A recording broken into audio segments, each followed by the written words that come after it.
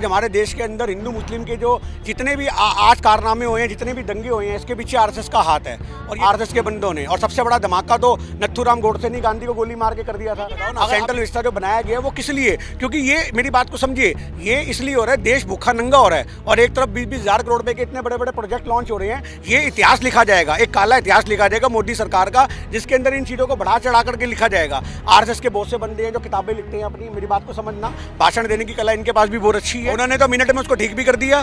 पर आज मोदी जी अपने भाषण में जो बेटी बचाओ बेटी पढ़ाओ की बात बोलते थे, क्या वो ठीक कर पाए? बीजेपी में सब ऐसे हैं जिनके शब्दों का कोई तोलमोल नहीं है। मोदी जी पता नहीं कौन से अश्लील शब्द बोलते, लवेंड्रन फलेंड्रम, संस्कृत का उन्होंने पूरा पोस्टमार्टम कर दिया। मेरी बात सुनो, मेरी बात सुनो, लवेंड्रम ना भोजनम, पता ना क्या बोल गए वो, उन्हें खुद नहीं पता लगता। देखिए स्टार्ट क्या हो गई, ये तो बीजेपी की नस नस में है। आप ये मत कहो ये फिर से स्टार्ट हो गई, ये तो 1925 से जब से आरएसएस बनी है तब से स्टार्ट है। आज हमारे देश के अंदर हिंदू मुस्लिम के जो जितने भी आज कारनामे हुए हैं, जितने भी दंगे हुए हैं, इसके पीछे आरएसएस का हाथ है। और ये जब तक आरएसएस का संगठन मजबूत रहेगा, हिंदू मुस्लिम भारत की जड़ों में नसों में फैलता रहेगा। अगर उस हिंदू मुस्लिम को आप खत्म करना चाहते हो तो भारत के लोगों को जागरूक करना पड़ेगा, पढ़ा लिखा बनाना पड़ेगा, आरएसएस के संगठन से दूर करना पड़ेगा। और उसी को लेकर कांग्रेस पार्टी ने भारत जोड़ो यात्रा शुरू करी है कि नफरत छोड़ो भारत जोड़ो। आज यही है इसका भारत जोड़ो यात्रा का मेन मकसद है कि जम्मू कश्मीर से लेकर के कन्याकुमारी तक की जो यात्रा चल रही है, इसका मकसद ही सिर्फ यही है कि जो हिंदू मुस्लिम समाज में फैला हुआ है उसको खत्म किया जाए। लेकिन गिन्नी जी कहा जा रहा है कि आरएसएस कोई धमाका करने वाला है। धमाके तो वो करते ही आ रहे हैं, आपने ये तो देखा ही नहीं। धमाके कब नहीं हुए? बाबरी मस्जिद के कांड देख लो आप, 2002 गुजरात दंगे देख लो, दिल्ली देख लो, आप 1947 के दंगे देख लो। आपने ऐसा कौन सा दंगा छोड़ा है जो आरएसएस ने कवर ना करा हो? आरएसएस के बंदों ने। और सबसे बड़ा धमाका तो नथुराम गोडसे ने गांधी को गोली मार के कर दिया था। अगर अभी भी, मेरी बात सुनिए, अगर अभी भी कोई धमाका होगा तो भारत के युवाओं के ऊपर धमाका होगा जो अग्निपथ योजना के द्वारा किया जा रहा है। आप ये मत सोचो कि भारत के धमाके नहीं हो रहे हैं, लगातार साइलेंट धमाके कर रहे हैं, हिंदुस्तान की जड़ों खोखला कर रहे हैं। चाहे कितना भी मोदी जी का विरोध कीजिए, उन्हें अपना काम करना है। सेंट्रल विस्ता तैयार हो हाँ बिल्कुल हो गया जी, बुढ़ापे के अंदर ऐश भी तो करनी है आदमी ने रिटायर होने के बाद।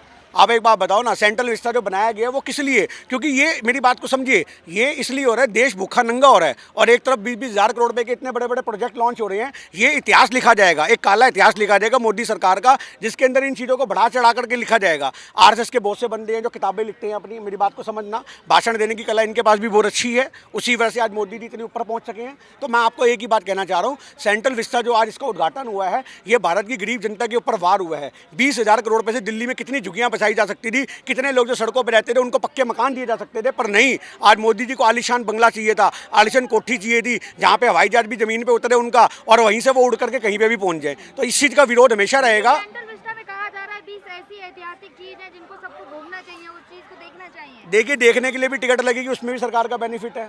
आप ये सोचो ना, गरीब आदमी को तो निचोड़ने के लिए सारी नीतियां बन जाती है। एक सरदार पटेल की मूर्ति बनाई है जिसमें टिकट लगती है, वो भी पहली बरसात में जब बनी थी तभी छो गई थी। आप ये बात बताओ। अब सेंट्रल विस्ता जो बनाया गया है, हम सेंट्रल विस्ता का विरोध नहीं कर रहे, पर देश के हालातों को देख के मोन्यूमेंट्स बनते हैं, इमारतें बनती हैं और खर्चा होता है। एक तरफ तुमने अपने बीजेपी के कार्यालय बना लिए करोड़ों करोड़ रुपए के, उसके बाद 20 हज़ार करोड़ रुपए का एक प्रोजेक्ट और लॉन्च कर दिया। पता नहीं और कितने कार्यालय और कितनी इस तरह की चीज़ें बनाएंगे जी। हम तो कभी नहीं जाएंगे, हमारे तो छाती पे सांप लौटेंगे उस चीज़ के लिए। नहीं, हमारे लिए गर्व की बात तब होती जब गरीबों के लिए झुग्गियां बनती। आप ये ट्विंस टावर जो तोड़ दिया, उसको धराशायी कर दिया, अगर उसमें कोई भ्रष्टाचार था भी तो उसकी तहकीकात करते और कम से कम हजारों लोगों को वहां पे बसाया जा सकता था। मेरी बात सुनिए ना, गलत जगह पे तो आज आपको दिल्ली की ऐसी जगहें दिख जाएंगी कि नक्शे से तो हिसाब से तो कुछ है ही नहीं। आप एमसीडी का पर्चा उठा लो और दिल्ली के मकानों की सूरत देख लो। आपको जहाँ गली दिखनी चाहिए थी वहाँ पे आपको लोगों के मकान नजर आएंगे, खड़े लोगों ने 4-4 फुट तक बढ़ा रखे, आपको वो नजर आएंगे। आज नक्शे के हिसाब से है क्या? आप जी का बुलडोजर फिर से स्टार्ट हो गया है। वो तो बुलडोजर उनका हर उसी जगह पे चलेगा जो आवाज उठाएगा। आज जो बंदा अन्याय के खिलाफ आवाज उठाएगा वहीं बुलडोजर चलेगा, जो उनका समर्थन करेगा उसके पास तो बुलडोजर जाके नमस्ते करके वापस लौटाएगा। क्या कहेंगे? उन्होंने किलो को लीटर बोला, उन्होंने तो मिनट में उसको ठीक भी कर दिया। पर आज मोदी जी अपने भाषण में जो बेटी बचाओ बेटी पढ़ाओ की बात बोलते थे, क्या वो ठीक कर पाए? आज जो 2070 की बात करता था अमित शाह, 2070 इन्होंने देख भी लिया, क्या ये उसको ठीक है? मेरी बात सुनो, उन्होंने बोला पटाओ, मोदी जी ने अपने भाषण में बोला बेटी बचाओ और बेटी पढ़ाओ, क्या वो ठीक कर पाए? आप मेरी बात बताओ। तो मैं आपसे ये कहना चाह रहा हूँ, मोदी जी ने अभी संस्कृत का मोदी जी ने एक श्लोक निकाला था, आपने सुना होगा। इतनी गंदी भाषा बोली, हमारे तो चाह करके भी स्टेटस पे लगाने की हिम्मत नहीं हुई, आप बात कर रहे हो। तो आप इस चीज़ को समझने की बात है कि आज हमारे देश को जो तोड़ने का काम चल रहा है, हम उसको तोड़ने बिल्कुल नहीं देंगे। आपको व्हाट्सअप कर देंगे भाई साहब जो चल रहा होगा, ठीक है जी। आज इन भाई साहब को बहुत दिक्कत हो रही है कि हम मोदी जी के बारे में क्यों बोल रहे हैं। इनका भी बयान लो, इनका भी बयान लो कि ये मोदी समर्थक है। इनसे पूछो ना, इनसे पूछो, ये कह रहे कौन सा संस्कृत में बयान मोदी जी ने दिया, लवेंडरम पता नहीं क्या क्या बोल गए, उसको तो हमारे लगाने की दिक्कत नहीं। 2070 की भी क्लिप हम इनको निकाल करके देंगे, हम इनको सारी क्लिप देंगे। मैं मोदी जी से सिर्फ ये पूछना चाहता हूँ कि 40 रुपए का ब्रेड का पैकेट है, 12 स्लाइस होते हैं, एक गरीब आदमी खाना तक नहीं खा सकता है, और आप बात कर रहे हो, आप सेंटर विस्टा की बात कर रहे हो, आपने गलत समझ रहे हो ना। मैं तो सिर्फ ना बहुत अच्छी बात है। आप गरीब आदमी के लिए सेंटर विस्टा किसके लिए बना रहे हो? 20,000 करोड़ रुपए क्यों फूक रहे हो? जरूरत क्या थी? क्या संसद भवन क्या कमी थी उसके अंदर? क्या प्रधान सेवक के लिए क्या पार्लियामेंट में कमी जगह कम पड़ गई थी? आप महंगाई की बात कर रहे हैं, लेकिन वित्त मंत्री ने कहा महंगाई नहीं है। हाँ, कि उनके लिए तो महंगाई नहीं है ना, क्योंकि उनके पास तो बहुत करोड़ों रुपए हैं। करोड़ों रुपए गरीब आदमी से पूछिए ना, वो तो कहती है गरीब आदमी से पूछिए कि महंगाई है कि प्याज नहीं खाती, वो खाना नहीं खा मैं सकते, दूध नहीं पीती, कल को वो कहती मैं तो गेहूं नहीं खाती, मैं तो घास फूस खा के जिंदा हूँ, तुम भी घास फूस खा लो, ये कोई तरीका थोड़ी ना हुआ। वो कहेगी मैं घर में सिलेंडर यूज नहीं करती, मेरे चूल्हे पे बनाती, तुम भी चूल्हे फूको। अरे इससे क्या मतलब है, तुम ये नहीं करते। आज यही भक्तों का हाल है। मैं आपको बताऊं, भक्तों के पास अगर करोड़ों रुपए कमाने का ऑप्शन है तो वो देश की बाकी लोगों की सूरत नहीं देख रहे, क्योंकि उनके घर में नोटों के बंडल आ रहे हैं। उनको लगता है हमारे घर में हरियाली है तो पूरे देश में हरियाली होगी, पर आप देश की सूरत देखो। आप के छापे पड़ रहे हैं, हाँ, तो आज आप उन बोलेगा राज्यों में जाकर छापे क्यों नहीं मारते जहाँ पे बीजेपी के सांसद हैं, एमएलए हैं, एमपी बने बैठे हुए हैं? अरे बीजेपी का एक कार्यकर्ता भी मेरी बात सुनो, बीजेपी का एक कार्यकर्ता भी सांसद से फोन करवा करके लाखों रुपए कमाता है। आप इस चीज को समझो। सांसद कहाँ बैठेंगे आप ये बताओ? अरे तो जा संसद भवन बुरा था, संसद भवन पहले बुरा था। आओ, नहीं पुराना होने से क्या मतलब है? पुराना होने से क्या मतलब है? पुरानी तो यहाँ पे पुरानी दिल्ली 1947 की, मेरी बात सुनो, 1947 की पुरानी दिल्ली बसी हुई है। आज वो इमारतें इतने बड़े बड़े भूकंप आ गए, वो नहीं गिरते। आप संसद के गिरने की बात कर रहे हो। अंग्रेजों के टाइम के बने हुए हावड़ा ब्रिज आज तक नहीं गिरे, जिनको कोई साली वो नहीं मिली हुई, वो गिरेंगे। फिर आज इतने बड़े वहां पे बम धमाके हो गए, तब वहां पे कोई इतनी बड़ी हादसा नहीं हुआ। आपको संसद में सिर्फ नवाब बिठाने, नवाब। आपको एक विश्व के अंदर मैसेज देना है, क्योंकि इतिहास लिखा जाएगा तो ये तो मोदी ने क्या बनाया, तो सेंट्रल विस्टा बनाया। मोदी जी ने पहले जो बयान दिए थे उसमें उन्होंने कहा था ना, इतिहास बदलेंगे, इतिहास लिखेंगे। हाँ, तो ये इतिहास तो हमारे देश के लोगों का लिखो, जो एक्चुअल इतिहास है हमारे देश के लोगों का। जो लोग है वो खाने को रोटी नहीं है। अरे आप मेरी बात सुनो। अरे वीर मत बोलो पहले तो, आप बहन जी उसको वीर मत बोलो। हमारे दिल पे ऐसा लगता है किसी ने छुरा मार दिया हो जब आप उसको वीर बोलते हो। कहाँ से वीर है? जो माफीनामे लिखने वाले बंदे हैं वो वीर है? वो वीर है? वीर कौन था? वीर थे चाचा नेहरू, वीर थे महात्मा गांधी, आज सरदार वल्लभ भाई पटेल, ये लोग वीर थे। आप उनको वीर कह रहे हो? जो मौत की सजा पाने की वजह से आज वो करके बैठ गए। नेहरू कोई वीर आपको ही बात नहीं भाई, राजगुरु थे, सुखदेव थे वीर। तो हमने कब बोला वो नहीं थे? हमने कब बोला वो नहीं थे? हमने कब बोला वो नहीं थे? 11 साल तक नेहरू और गांधी ने देश के टुकड़े कर दिया, उनको वीर नहीं मानते ऐसे इंसान को। नहीं, आप गलत पट्टी बढ़ा रहे हैं जनता को। आज ये आरएसएस के बंदे हैं। आज भी उनको आतंकवादी घोषित किया हुआ है भारत सरकार ने। आज भी उनको शहीद हमने कब बोला? भगत सिंह नेहरू कहां से आगे? नेहरू गांधी तो देश का बंटवारा किया है उन्होंने, उसके अंदर उनका योगदान था। आज भारत को भुगतना पड़ रहा है दोनों तरफ से, वो इसीलिए भुगतना पड़ रहा है। आपको आरएसएस योगदान नहीं दिखता देश को बांटने में? इधर भगत सिंह थे, राजगुरु थे, सुखदेव थे, उनके लिए बोलिए। एक मिनट, भगत सिंह को फांसी हुई, मेरी बात सुनो, उसके खिलाफ मुकदमा किसने लड़ा? गांधी जी चाहते थे बचा सकते थे, फांसी हुई, उसका मुकदमा किसने लड़ा? जवाब दो। भगत सिंह चाहते थे बचा सकते थे उसको। किसने लड़ा मुकदमा भगत सिंह की फांसी का? बताओ। पता है? आरएसएस के बंदे ने लड़ा। क्यों नहीं करा आपने? क्यों नहीं करा? गूगल करो, आप गूगल करो। फिर मैं तो भगत सिंह का जाने वाला हूं। भगत सिंह हम भी बात करते हैं। अब नेहरू के जाने वाले, नेहरू नहीं, नेहरू ने भगत सिंह की बात कर रहे हो? नेहरू को भेज दिया। आज हमारे देश के अंदर ऐसे ही लोग हैं जो देश तोड़ने का काम करते हैं। हमारे देश के अंदर ऐसे ही लोग हैं जो आरएसएस और बीजेपी के संगठन से जुड़े हुए हैं। आज मेरी बात सुनो, आज ये जिस आदमी ने 11 साल जेल में काट दिए, नेहरू ने, जिस महात्मा गांधी ने गोली खाई सीने में भारत के लिए, आज ये उनको देशद्रोही कह रहे हैं। मेरी बात सुनो, आज उनको देशद्रोही। आज यही हमारे देश के अंदर सबसे बड़ी गलती है कि आज हमारा समाज बटा हुआ है। जब तक हमारे समाज में ऐसे बटे हुए आरएसएस के एजेंट गली गली घूमेंगे, हमारा देश मजबूत नहीं हो सकता। इनको गेट वेल सून कहो और एक गुलाब का फूल दो। गिन्नी जी, लेकिन जो सावरकर की हिस्ट्री लिखी गई है उसमें ये लिखा गया है कि जिसमें धूप नहीं जाती थी वहाँ बुलबुल जाती थी, उस पर बैठ के भ्रमण करते थे। अरे पता नहीं कौन सी बुलबुल थी, वो मोदी जी के जमाने में कोई पैदा हुई होगी बुलबुल उस जमाने में। मोदी, मेरी बात सुनो, वो भी आरएसएस का कोई एजेंट ही होगा बुलबुल वाला भी। पता नहीं ये कौन से गड़ू की कहानियां कर रहे हैं कि उस पर बैठ के वो उड़ता था, क्या करता था। कौन सा इतिहास पढ़ा रहे हैं हिंदुस्तान के लोगों को? आप ये बात बताओ। आज हमारे देश के अंदर अब ये पता नहीं कौन से पक्षियों पे बैठ के, गरुड़ पक्षी पे बैठा के लेके रामायण के इतिहास निकाल के ले आएंगे। ये सोचने की बात है कि आज हमारे देश की सूरत बदली जा रही है। और ऐसे लोग जो भी आपके सामने सुने, आज हमारे देश की सूरत जो बदली जा रही है, ऐसे लोगों से हमारा एक सवाल है कि आप लोगों ने 11 साल जिस आर्मी ने जेल में काटे, आप उसको देशद्रोही बता रहे हो। गोली मारने वाला देशद्रोही होता है, गोली खाने वाला नहीं होता। इनको समझने की जरूरत है। आज की जो घटना है उस पर क्या कहेंगे? लखनऊ में हनुमान का मंदिर में पथराव हुआ है। कहाँ पर हुआ है?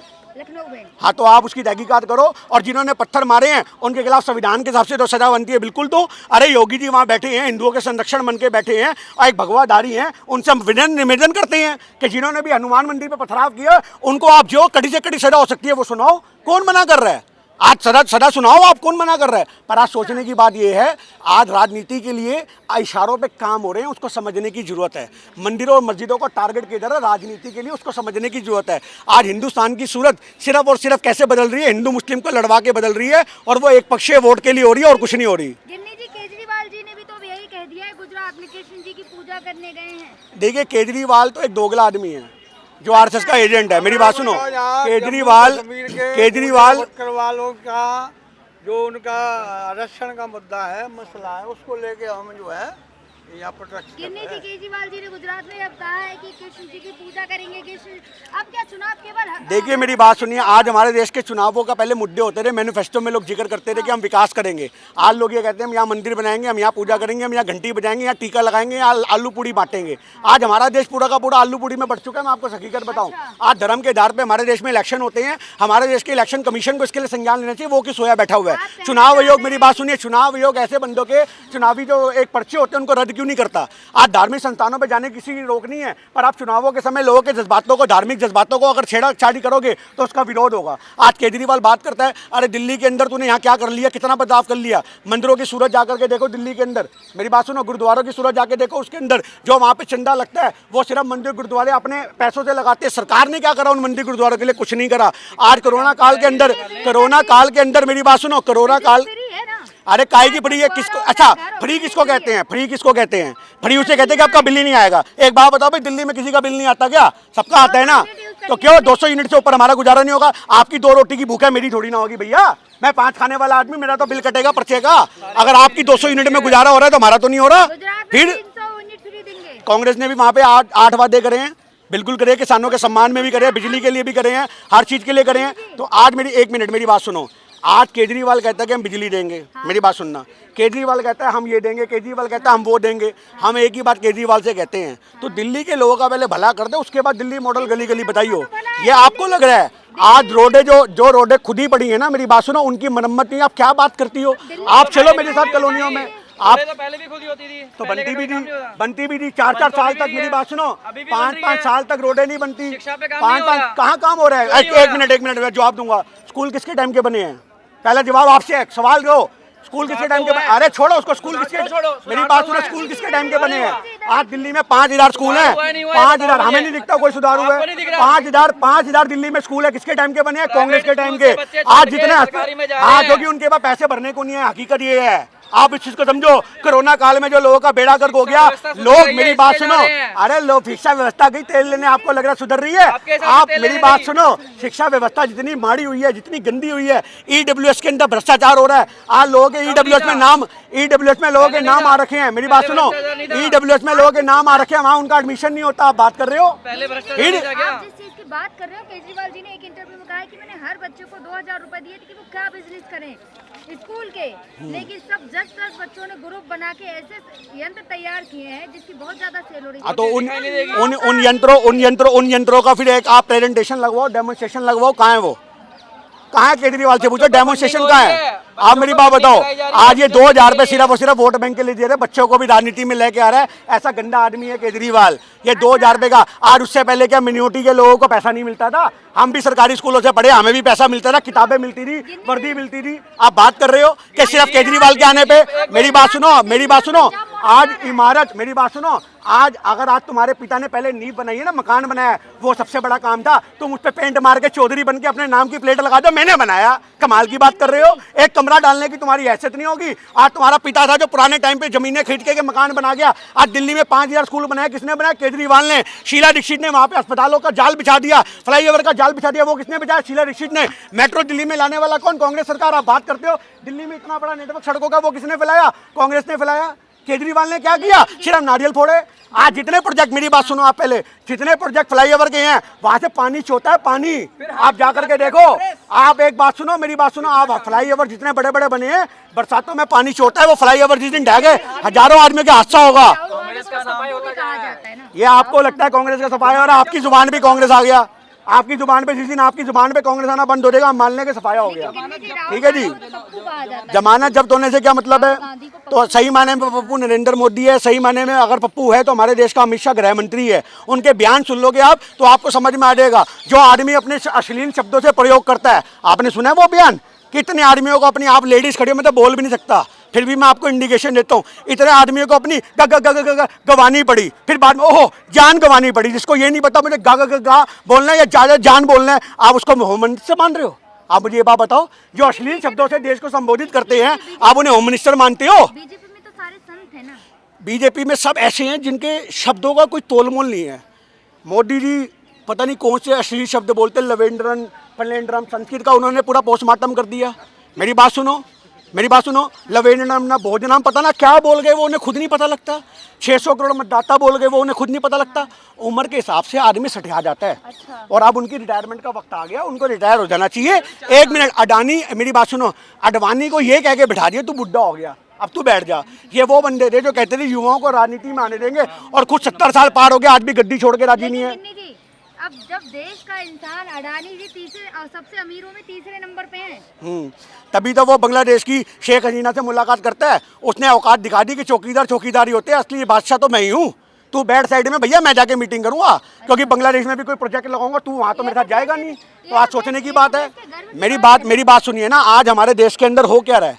आज ऐसे नहीं है कि आज से पहले व्यापारी लोग मिलते नहीं थे, पर ये बहुत बड़ा तमाचा है हमारे देश के प्रधानमंत्री के मुंह पे कि एक अडानी जा करके वहां पे मुलाकात कर रहे हैं और तुम साइड बैठे हो। क्या औकात रहेगी हमारे देश की प्रधानमंत्री की? मेरी बात सुनो, आज हम देश के प्रधानमंत्री का सम्मान करते हैं, उनके पद का सम्मान करते हैं। अगर हम कहीं पे कटाक्ष करते हैं तो उनकी नीतियों का कटाक्ष करते हैं। पर हमारे भी दिल पे बहुत चोट लगी कि जब एक इंसान ने सही में बता दिया, अडानी ने, कि तू हमारा चौकीदार है। क्यों? क्योंकि 10,000 करोड़ रुपये हमने लगाया था बेटा तेरे को यहाँ पहुँचाने के लिए। 2014 में जो अन्ना हजारे को प्लांट करके पूरी मीडिया खरीदी गई थी, कांग्रेस के खिलाफ हथियार बिछाए गए थे, ये सारा क्या था? ये एक प्लान था। 10,000 करोड़ रुपए खर्चा कहाँ से किया? बीजेपी तो विपक्ष में बैठी थी, पैसा था नहीं। मेरी बात सुनो, किसी राज्य में सरकार नहीं दी। आप कांग्रेस की बात कर रहे हैं ना, यूपी चुनाव हुआ था, 2 सीटें आई थी। हाँ, तो हमने कब मना करा? 2 आए, 1 आए, पर सच की लड़ाई, मेरी बात सुनो, मेरी बात सुनो, सच की लड़ाई जो है उसके लिए कांग्रेस अग्रसर है, और सच की लड़ाई कांग्रेस लड़ती रहेगी। वोट बैंक की राजनीति बीजेपी करती है। मेरी बात सुनो, उनको पता है कि वोट कैसे खींचने हैं, हमें ये पता है कि सच के लिए आवाज कैसे उठानी है। लेकिन किन्नी से गुजरात में पंजाब और दिल्ली मॉडल जा रहा है। ये आपको लगता है जा रहा है? बिल्कुल जाए। अगर गुजरात की जनता समझदार होगी, व्यापारी आदमी है, तो अपना भला कर लेंगे। वरना थोड़े दिन बाद जैसे पंजाब के लोग अपना झुंडा पुड़ते फिर रहे हैं। मेरी बात सुन लो, आप पंजाब के लोग, आप जाओ पंजाब के, आप इंटरव्यू क्यों नहीं करते पंजाब के? वहाँ गली गली में जाओ। हम तो ये कहते हैं, कांग्रेस छोड़ के। मेरी बात सुनो, आप हार्दिक पटेल, हाँ चले गए तो बिल्कुल चले जाएंगे। मेरी बात सुनो, दोगले आदमियों को क्या, मेरी बात तो सुन लो, दोगले आदमी तो बिल्कुल जाएंगे। जो डरेगा, मेरी बात सुनो, राहुल गांधी जी ने, हम जवाब दे रहे हैं, राहुल गांधी जी ने कहा था जो डरपोक है, जिसको लगता है, मेरी बात सुन लो, मैं आपसे जवाब, यही तो बोला उन्होंने कि जो कांग्रेस में वही बब्बर शेर है। आपके सामने एक बब्बर शेर डाल रहा है, आप इससे बड़ी बात और क्या बोलोगे? आप ये बात को समझो। आम आदमी पार्टी का कोई भी नेता होगा छोड़ के नहीं जाता है। हाँ, नहीं जाता, क्योंकि आज मेरी बात सुनो, उनके सितारे गर्दिश में हैं। उनको पता है पीछे लग्गू बन के हमें बहुत कुछ मिल सकता है। मेरी बात सुनो, अरे बुरा वक्त है, संघर्ष का दौर है। हमने कब बोला गर्दिश में है? हम तो हर चीज़ को एक्सेप्ट करते हैं। संघर्ष का दौर है, हर इंसान की जिंदगी में आता है। एक ऐसे भी लोग होते हैं जो पेट्रोल पंप पे नौकरी करते हैं और उसके बाद अंबानी बन जाते हैं। तो आप इस चीज़ को, जो संघर्ष का दौर है, उसमें संघर्ष के दौर में हम कांग्रेस के साथ हैं। तो आपने देखी होगी ना, आम आदमी पार्टी की रैली में बढ़ चढ़ कर लोग हिस्सा ले रहे हैं गुजरात में। देखिए, आज इलेक्शन, मेरी बात सुनो, आज इस चीज़ से कोई मतलब नहीं है हमें आम आदमी पार्टी क्या कर रही है। पर मैं आपको एक बात बता दूं, आज आम आदमी पार्टी के संजय सिंह जी ने मेरी बात सुन लेना, आप ही के सोशल मीडिया के 4 बंदों को 4 लाख रुपए दिए हैं, अगर कहोगे तो आपको सबूत भी दे दूंगा और उनको वहां पर भेजा, कांग्रेस का वहां पे जाओ और जहां पे कांग्रेस के एमएलए हैं वहीं प्रचार करो। मेरी बात सुन लेना, पहले पूरा शब्दों को आप टोकना मत। 4 लाख रुपए संजय सिंह से उनसे मिले हैं, जिसके लिए सोशल मीडिया के हमारी एक क्रांतिकारी भाई ने आवाज़ भी उठाई और वो कंप्लेंट डालने के लिए पुलिस थाने तक गया, कमिश्नर तक को चिट्ठियां लिखी कि देखो कितना बड़ा घोटाला हो रहा है, हम नाम नहीं लेंगे उस आदमी का, पर आप मेरी बात को समझो कि 4 लाख रुपए दे करके सोशल मीडिया को हायर करके जहां पे कांग्रेस के विधायक हैं सिर्फ वही केजरीवाल ने भेजा। अरे बीजेपी से भी तो लड़ ले भैया, पर वो नहीं लड़ेगा, उसको पता है उसको हायर ही इसलिए किया गया। मेरी बात सुन लो, उसको आरएसएस ने हायर इसलिए किया है कि जहां जहां कांग्रेस का वर्चस्व है तेरे को वहीं जाना है, क्योंकि कांग्रेस का वोट बैंक काट, तेरे को तो हम कभी भी काट देंगे बस। लेकिन तो कांग्रेस का कोई भी नेता या फिर कोई भी एजेंट गुजरात में रैली या फिर कुछ नहीं कर रहा है। आपको लग रहा है अभी जो इतनी बड़ी भारत जोड़ो यात्रा निकल रही है, मेरी बात सुनो, जो शुरू हो रखी है, मेरी बात सुनो, मेरी बात सुनो, आज जो भारत, उसका मैसेज तो जा रहा है, आप ये तो मत सोचो, मैं आपसे ये कहना चाह रहा हूँ उसका मैसेज तो जा रहा है। मेरी बात सुनो, मैसेज जाएगा या नहीं जाएगा? आज आपको पता है ना कि उसका मतलब वहाँ नहीं जा रही, तो आपको कहते सूचना मिल गई, इसका मतलब मैसेज है ना।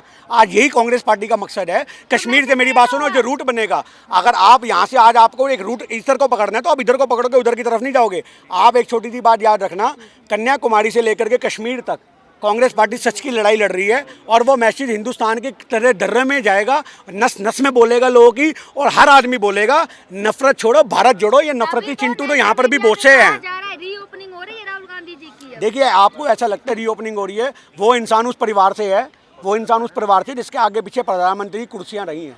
उस इंसान को अगर प्रधानमंत्री पद का चाव होता तो वो 2004 में भी बन सकता था, 2010 में भी, 14 में भी बन सकता था, पर आज उस आदमी ने एक ही चीज़ सोची है, मेरी बात को समझ लेना, कि हमें देश की लड़ाई लड़नी है, हमें नैतिकता की लड़ाई लड़नी है, हमें सच की लड़ाई लड़नी है। आज उस इंसान को की कमी नहीं है, वो बहुत सक्षम आदमी है, पर आज वो फिर भी कांग्रेस पार्टी के हर कार्य, हाँ जी,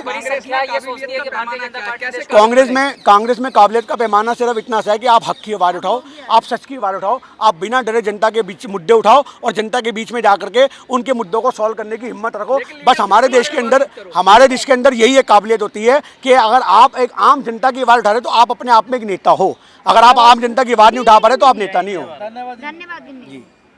नेशनल दस्तक की आपसे गुजारिश है कि अगर इसको बचाना चाहते हैं तो नेशनल दस्तक को सब्सक्राइब करने के लिए रेड कलर के सब्सक्राइब बटन को दबाएं, फिर बेल आइकन की घंटी दबाएं। नेशनल दस्तक को बचाने के लिए बहुत जरूरी है कि हर खबर को शेयर करें, लाइक करें, कमेंट जरूर करें।